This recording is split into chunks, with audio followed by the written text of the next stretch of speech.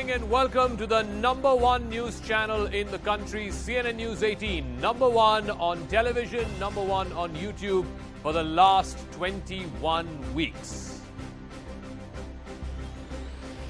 Good evening, welcome to Viewpoint. I'm Zakka Jacob. The Karnataka anti-conversion bill was tabled today in the Legislative Council amid a roar from the opposition, both the Congress and the JDS, who are claiming that this will become a tool for harassment and that there is no need for such a piece of controversial legislation barely 6 months before the state goes to polls. The government, on the other hand, in its contention is, why should there be forced conversions at all? And this law is absolutely essential. It is needed to curb the social evil of conversions, whether it is through allurement, inducement, or even force.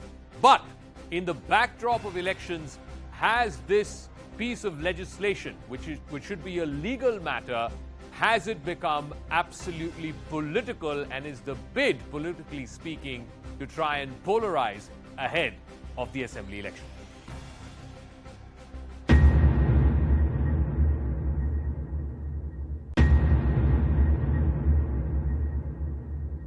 हर गांव में प्रलोभन करके झूठ बोल करके conversion करने का एक माफिया के जैसे काम हो रहा है, उसका रोकने की जरूरत है।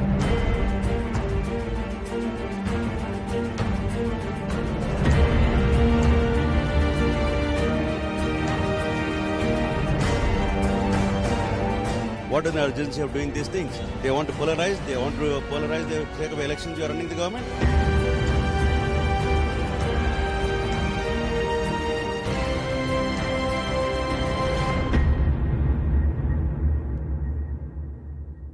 All right, let's go across to our guest now. Mohan Mishra, spokesperson of the Karnataka BJP. Bhavya Narasimhamurthy, Karnataka Congress spokesperson.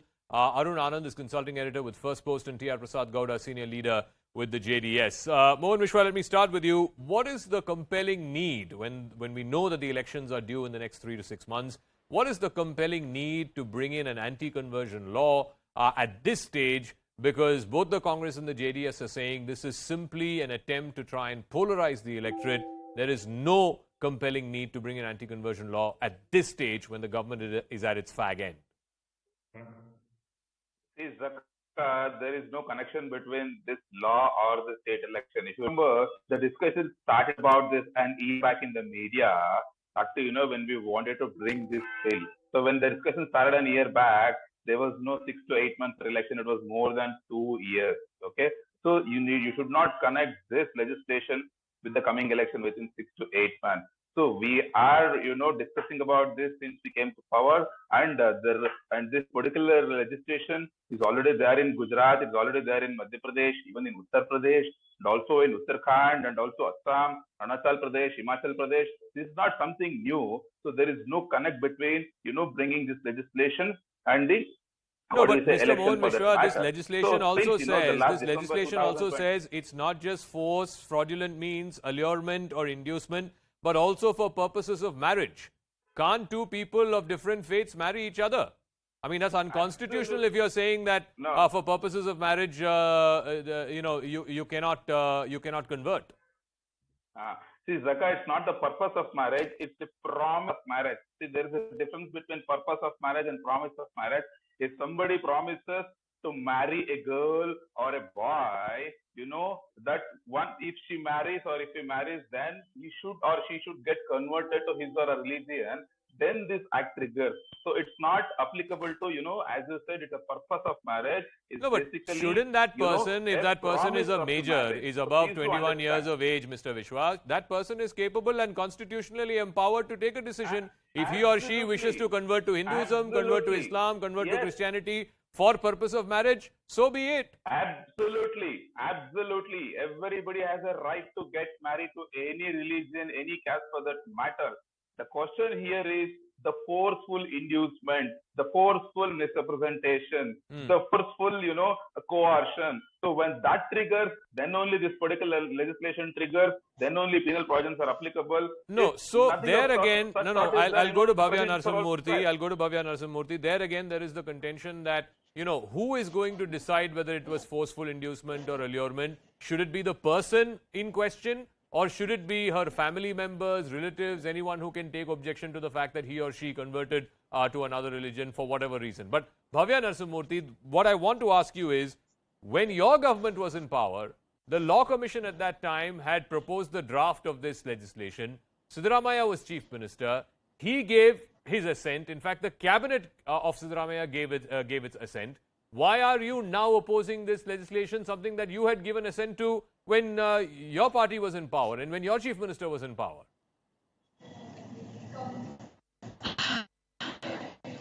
So there will are details. In this particular bill, they're not talking just about the forced conversion. Here, they're talking about every case of conversion, and right after someone gives an proposal to convert themselves or, gets themselves registered either through marriage, they're going to post their detail outside a government office, and any stranger can actually come and file an objection, including their family members or relatives or anyone. That is the whole point here. There is no right to privacy. Ma'am, that happens in the case of normal marriages also. You go to a registrar office to get a marriage registered. You have to paste your notice there for 30 days. Yes. That happens in normal marriages also, not even interreligious or interfaith marriages. Even Hindu marrying Hindu, Muslim marrying Muslim. If it's a registered marriage, then the notice has to be pasted at the sub-registrar's office for 30 days. What is new about it? But why should it be? Oh, no, that is not just about the notice. It's about anyone, either of their family members or some relative, they can actually file an objection. Yes, that is true for normal marriages also. The whole purpose of having at the sub-registrar's office your details being posted saying these two individuals intend to get married in the next 30 days' time. It says, people who have objection, please intimate the sub-registrar. That is done. Forget about interfaith marriages. Even Hindu to Hindu marriage, Muslim to Muslim marriage, you have to do that. Forcibly converted or not. That's the point here. Yes. And one more very important point I want to make is, if today Dr. B.R. Ambedkar were alive, he would be arrested under this act because 14th October 1956, he converted to Buddhism with 3,65,000 of his followers. Basavanna and Ambedkar, both of them who fought for social justice, who are like, both of them would have been arrested under this particular act by the BJP government. Mohan Mishra, quick response, then I'll go to T.R. Prasad Gowda as well as Arun Anand. Yeah, Mohan Mishra, quick response. If Ambedkar converted today, what he did in 1956, I think, he would have been arrested as per this law.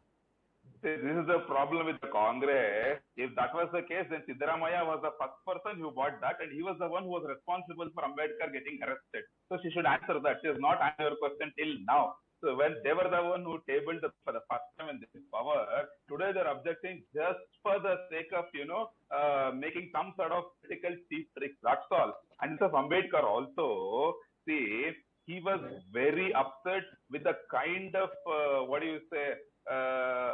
the issues which he undergone during his school days or college days, or even during his political career by the same Congress party, where they themselves stood his own personal secretary against elections, and they were the one who was responsible for defeat of Dr. B.R. Ambedkar. Okay. And when he gets converted into Buddhism, that doesn't amount to, the forceful conversion here. That is a willful conversion. He himself has clearly told why he has not converted to Christianity, why he has not converted to, Islamic religion, why he went to Buddhist religion. So there are a lot of documentaries where he himself has told very categorically. Okay. So that is T.R. Prasad Gowda, the reality is... No, one second. Let me ask T.R. Prasad Gowda. Thank you very much, Mohan Mishra as well as Bhavya.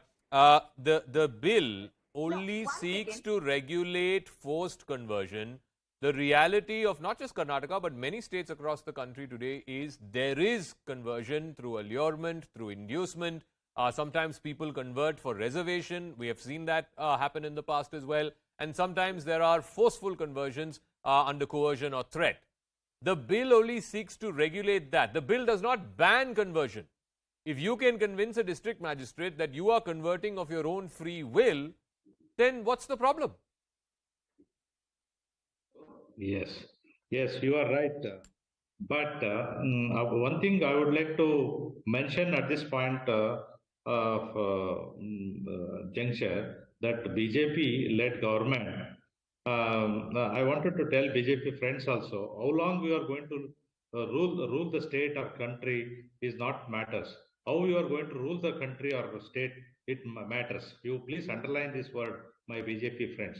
And I will talk about this anti-conversion bill. BJP has forgotten yesterday Hindi Divas, they have imposed Hindi Divas. Today they are making anti-conversion bill. See, just they thought developmental works and administration only you go by provoking the minds of the people. By minds of the people, they thought it is a developmental activity. No, sir, these are all political arguments. I'm asking a very specific question. I'm asking a very specific question. What is your problem with this bill? Sir, what is your problem with this bill when this bill only seeks to regulate forced conversion? Please talk about the bill, not political arguments, please. Mr. Gowda, please. Thank you. In terms of infrastructure, flooding problem are there, everything is there. Still, Sir, my humble request again to you, please stick to the merit of the matter. I'm asking you about your objections to the bill, not about flooding and whatever else has happened in Bangalore. We've debated that enough. Stick to the bill, please. Yes, thank you. Yeah. Okay, I will talk about bill only. This kind of bill. They are just provoking the minds of the people. This is not necessary at this point of time. People requires their attention to solve their problems, not the provoking the minds of the people. That's what I'm trying to tell you. That at this point of time, thought only inducing and provoking the minds. They thought it is administrative works, developmental activity. Okay, let me ask Arun Anand. The closest example we can think of, it happened in the state of Tamil Nadu when Jayalalitha was chief minister. She had brought in an anti-conversion law, passed in the assembly, but then subsequently within 6 months she went on to lose an election. And then subsequently after that, that particular piece of legislation was withdrawn by the state government. In the case of Karnataka too, the question that the opposition is asking is, why bring this 3 months before the election? And if this government were to lose, then naturally whichever next government is will resign back on this law. Correct. Arun Anand. Thank you. Yeah. Arun. I think it's an issue which is not related immediately to elections, because you yourself have mentioned, Zakka, that no, Siddharamaiah, he was the one basically under his regime, during the Congress regime. The process to bring this bill had begun, and then the BJP government has taken it forward. So I don't think, I think Karnataka, not only Karnataka, but actually conversion is one of the key issues on the national agenda, and it has always been there. I also want to bring in an interesting point here, probably to which, the Congress spokesperson can respond. See, ironically, they don't realize that it's actually Congress which brought the issue of conversion to the fore when Yogi Commission was set up in 1950s under the chief ministership of Pandit Ravi Shankar Shukla.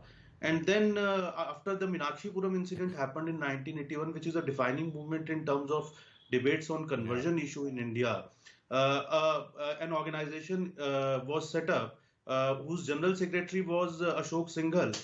We all know about Ashok Singhal, an RSS Pracharak and BHP leader, and its president was none else than Dr. Karan Singh.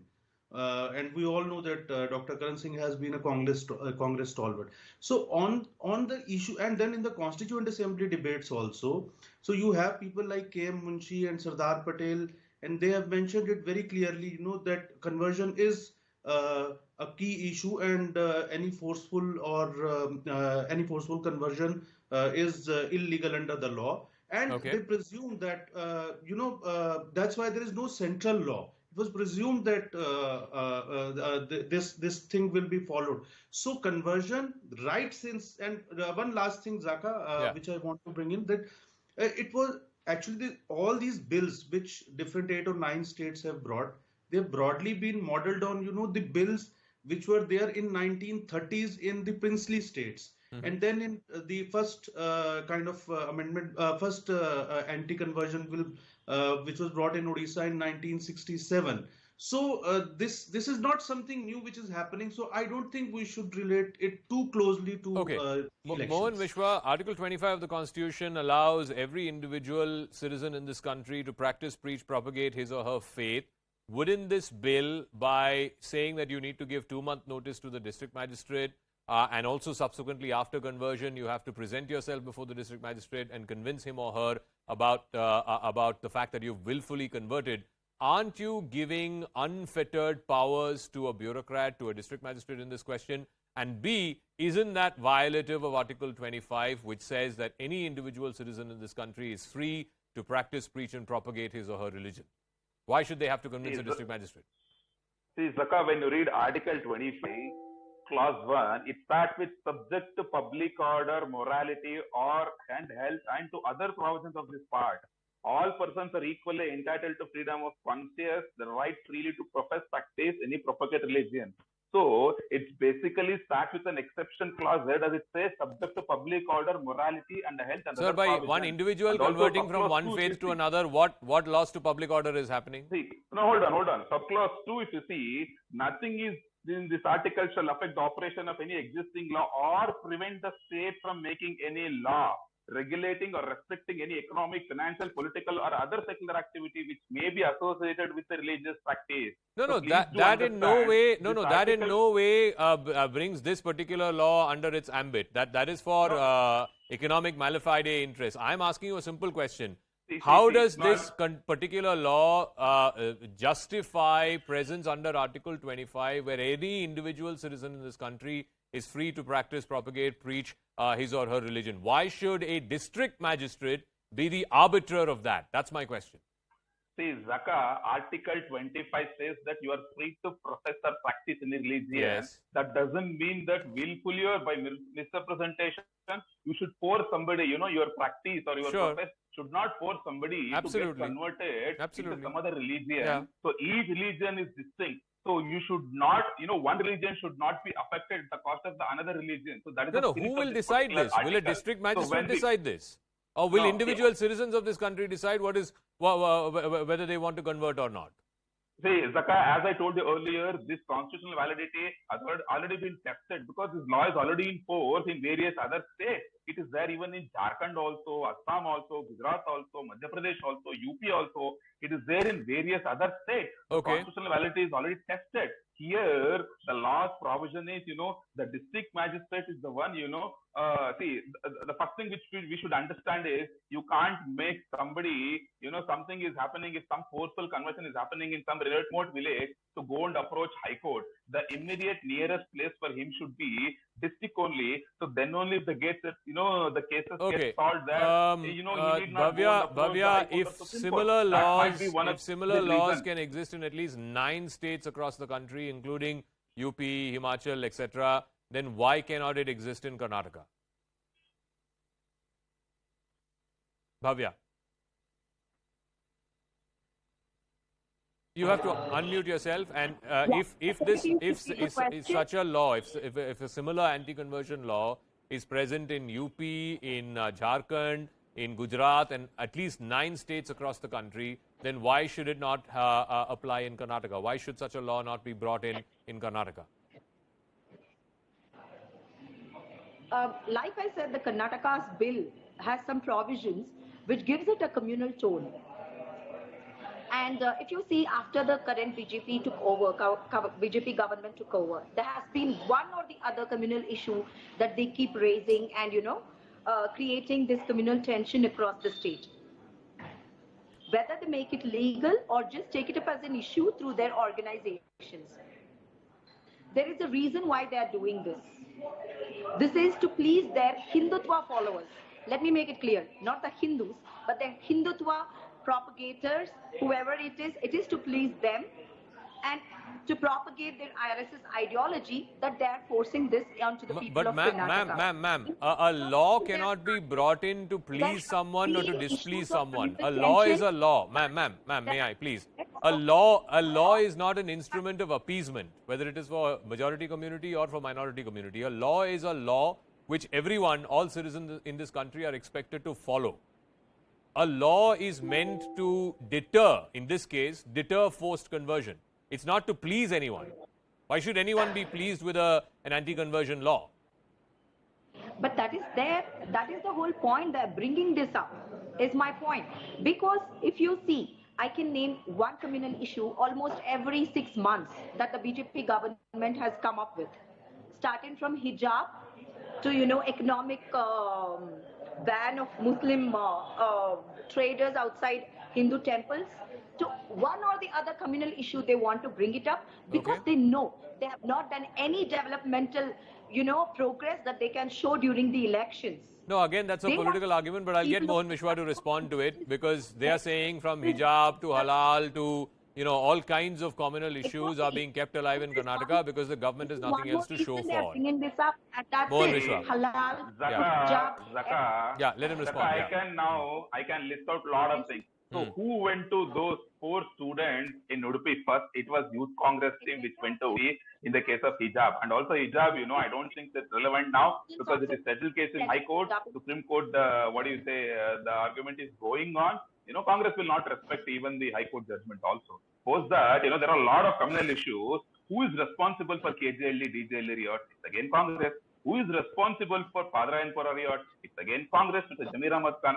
Who is responsible for Hubli communal riot? It's again Congress. And who is responsible for Tippu Sultan communal riot? It's again Mr. Siddaramaiah, who bought Tippu Sultan Jayanti. And who is responsible for communal riots in Shimoga? It's again Mr. Siddaramaiah, who spoke negative about, Savarkar's poster. Come on, it's Congress every now and then, and their leaders who are spreading communal tensions by making vicious statements against a particular religion just for the sake of I'll leave it at that, but Praveen Praveen Nattaru died. I don't know if congressmen or women were responsible for that. The gentleman who died in Shimoga of the Bajrang Dal, again, I don't know if Congress was responsible for that. But fact is that over the last 6 months, we are seeing the communal pot kept on simmer in Karnataka. Whether or not that's for electoral purposes, whether or not that is for cultural purposes, I don't know. But we'll see how this story plays out. This particular legislation, this bill has been tabled in the Legislative Council. It is already passed in the Assembly. If it passes in the Council and the Governor gives his assent, then this becomes law. We'll leave it at that. I want to thank all our guests. Let's move on to another piece of story, this one coming in from the state of Tamil Nadu, where the NCPCR, the National Commission for the Protection of Child Rights, has summoned the Chief Secretary of the state of Tamil Nadu. These are over allegations of forced conversion happening in a school in Chennai. Now remember, the NCPCR has directed the Tamil Nadu Chief Secretary to appear before it on the 20th of September at 3 p.m. The school in question had denied these allegations. There was some confusion. There was some he said, she said that had happened on the back of this case. But now there is a cognizable action that's being taken. The NCPCR has issued notice and asked the Chief Secretary of Tamil Nadu to appear before it on the 30th of September, on the 20th of September. Let me go across to Ananya. Ananya, so the Chief Secretary being brought in, is this to make it political, or what has the Chief Secretary got to do with quote-unquote forced conversion in a private school? Well, remember that schools are also regulated by the Education Ministry of the State Education Department, and that's the reason why, in fact, the Chief Secretary of Tamil Nadu has been summoned by the National Commission for Protection of Child Rights. And in fact, these are not even notices, but in fact summons that have been issued against the Tamil Nadu Chief Secretary under the various provisos of the law that govern in fact the constitution of the NCPCR. And now Mr. Priyank Onungu has issued summons against the TN Chief Secretary, who has to appear on September of 20th. At around 3 p.m. Before the commission in Delhi, and he will have to put forth the stand and how the probe has concluded into this matter, and what is the government actually doing with regards to this. Has the government taken any kind of action or not? Whether the government has sought any kind of action, taken report from the particular school or not, and whether inspection has been carried out by the government officials of this particular school, in fact, where it has been alleged, and in fact this is not even a complaint that was filed, but in fact a probe of the State Child Commission that had revealed that there was a religious conversion racket that was being run inside the hostels of this particular school in Chennai, and afterwards which the State Commission had forwarded its report to the National Commission of Protection of Child Rights, and following which then the NCPCR had initiated action into this particular case. And now, almost after a week of doing a cognizance. Now the NCPCR has also summoned the Chief Secretary of Tamil Nadu given into to this particular understand case. that both the school in question as well as the police, who had a preliminary inquiry into this, have both denied that there was any forced conversion. But we'll see. NCPCR has now summoned the Chief Secretary for the 20th of September. Meanwhile, there are shockwaves across the country after two Dalit teenage sisters were found hanging from a tree in Lakhimpur Kheri in Uttar Pradesh. So far, 4 accused have been arrested and charged with murder, rape and sections under the POCSO Act. The girls' family claim that the autopsy was carried out without informing them and without their consent. But they've agreed to conduct the last rites after being assured of financial aid from the state government and trial in a fast-track court. Let's listen in to the family's reactions first. नहीं, हम नहीं sir जानते, हम तो दिल्ली में थे, आज सुबह आए, हमको ये जानकारी मिली, यहाँ से घसीट के लेके गए 3 बजे की बात, 3 बजे। हमारी बिटिया कहीं लेगा चेतरा में क्या लौंडा छटुआ और 3 लालपुर के ले गए और जब हम पीछे पीछे गए न भाजत निकित मान हो गन तब हो हम का ना ये छोड़ और बिटिया हमारी चिल्लाए तो हम गाड़ पकड़ लिए तो हमारे मारे लात तो हम दूर गिर गन बेहोश गन तो हमारी बिटिया ने कहीं बड़ा पिलाट हुआ ले गए बेइज्जती करी डारे 4 लोग कई डारे 4 लोग करीने और पकड़े 6 लोग कहे हैं। हम पुलिस पास गए न तो हमारे सुनी भाई ना आई करीन कोई कहा यहाँ तुम्हारी लड़की उड़की ना आई है और बिना हमरे जाए से ने पोस्टमार्टम कई और लखीमपुर बठवाए दिन आ जाऊ ना देखे ना बिटिया कैसी है। ये एकदम विभत्स घटना है और इस तरीके के कृत्य करने वाले अपराधियों की समाज में कोई जगह नहीं होना चाहिए। हमने अपने राज्य बाल आयोग से बात की है। राज्य बाल आयोग के अध्यक्ष महोदय ने ये अवगत कराया है कि वहाँ पे सभी जो आरोपी थे उनको पुलिस ने अरेस्ट कर लिया है और बड़ी त्वरित कार्यवाही उन्होंने की है। राज्य बाल आयोग के एक सदस्य पीड़ित पक्ष के बच्चियों के माता पिता से परिवार से मिलने के लिए सोमवार को वहाँ जाने वाले हैं। हमारे भी आयोग के 2 प्रतिनिधि उनको असिस्ट करने के लिए, उनकी सहायता के लिए वहाँ पे उनके साथ जाएंगे। हमारा प्रयास दोनों आयोगों का मिलकर इस मामले में यही रहेगा कि ये जो अपराधी हैं उनको सजाए मौत मिले। ठाक ले गए हैं द्वारे पर, दुश्मनी नहीं। वो लौंडा जो है वो जो सुनील के नाम, वो हमारे घर में एक चक्कर फैल चुका रहा तो हमारे घर आ गए रहे तो तुरंत दीवार फांदी भाजी गवा रहा। इंसाफ हो चाहिए, उनकी फांसी की सजा हो चाहिए।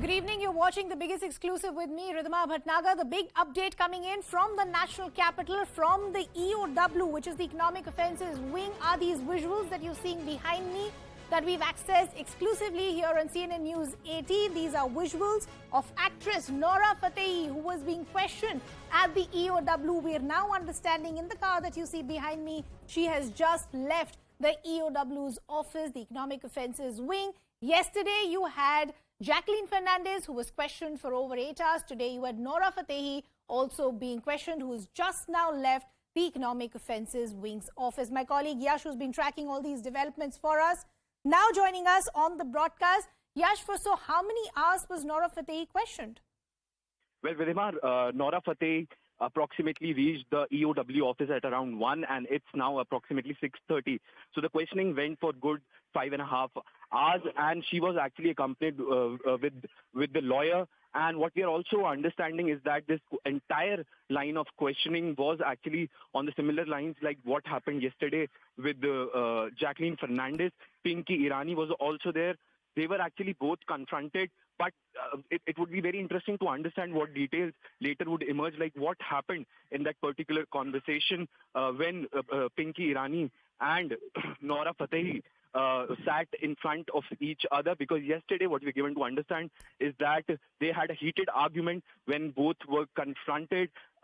This questioning went on for good 5.5 hours, though the questioning started a little later. It was slated to happen at around 11 first, but due to delayed flight, the questioning, she reached the EOW office at around 1, and then the questioning began. Ridhima.